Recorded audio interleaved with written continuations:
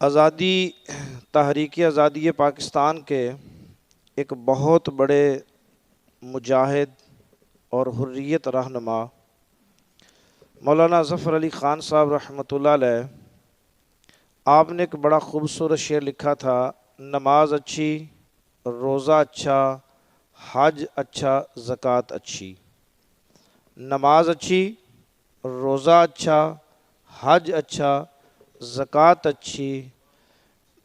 باوجود ان کے میں مسلمان ہو نہیں سکتا،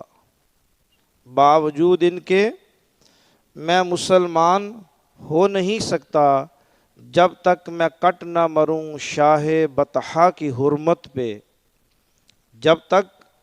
میں کٹ نہ مروں شاہ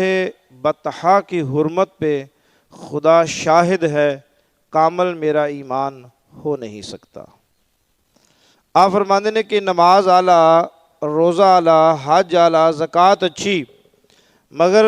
میں نہ سب تمام چیزوں کے باوجود